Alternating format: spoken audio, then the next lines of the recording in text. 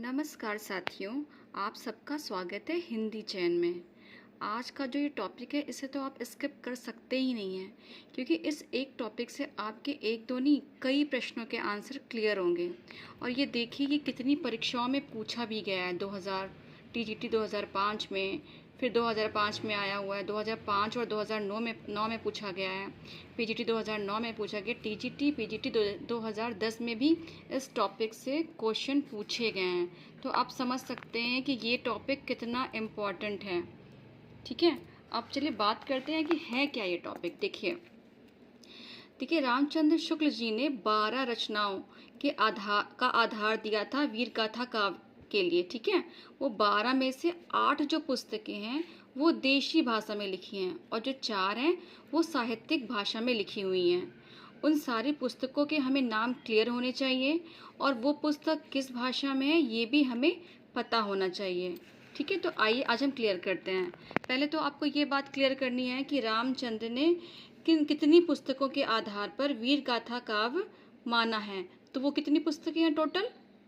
12। ठीक है, इस तरह से फिर क्वेश्चन आ जाए कि उन्होंने कितनी पुस्तकें देशी भाषा में लिखी हैं, तो क्या आंसर होगा आपका? 8। अगर क्वेश्चन आ जाए कि साहित्यिक भाषाएं रामचंद्र शुक्ल ने कितनी लिखी हैं, तो भी आंसर क्या होगा? 4। आइए उनके नाम देखते हैं। देशी भाषा में लिखित पुस्तकें कौन कौन सी उनकी? बीसल देव रासो। इसके रचयिता कौन है बताइए, आपको तो पता होगा। बीसल देव रासो के रचयिता कौन है, मुझे कमेंट बॉक्स में ज़रूर बताइएगा। और जानबूझ के मैंने उनके यहाँ पे नेम नहीं लिखे हैं। आप अगर तैयारी कर रहे हैं तो आप सबको इनके जो लेखक जो रचयिता हैं उनके नाम याद होने चाहिए। ठीक है, पहले हम पुस्तकों के नाम क्लियर कर लेते हैं। तो पहली पुस्तक कौन सी है? बीसल देव रासो।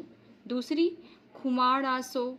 तीसरी पृथ्वीराज रासो। ये तो बहुत ही प्रसिद्ध पुस्तक है, इसके रचयिता तो आपको पता ही होंगे।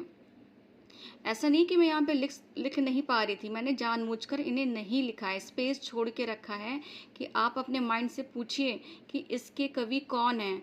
अगर आपके आंसर आ रहे हैं तो आप सही दिशा में चल रहे हैं, और अगर नहीं आ रहे हैं तो आपको भी सीखने और याद रिवीजन करने की बहुत ज़रूरत है। ठीक है, जयचंद्र प्रकाश, जय मयंक जस चंद्रिका, परमाल रासो। इसका एक और नाम है, परमाल रासो को हम और क्या कहते हैं? आलाखंड। ठीक है, 7वां खुसरो की पहेलियाँ। 8वां विद्यापति की पदावली। तो ये 8 पुस्तकें हैं जो देसी भाषा में लिखी हुई हैं। ये आपको 8 पुस्तकों के नाम याद होने चाहिए, इनके रचयिता कौन है वो भी याद होना चाहिए। आइए हम देखते हैं वो 4 पुस्तकें कौन सी हैं जो साहित्यिक भाषा में लिखी गई हैं। विजयपाल रासो, यहाँ पे मेरे पेन की इंक खत्म हो गई थी तो मैंने कंटिन्यू किया पेंसिल से ही।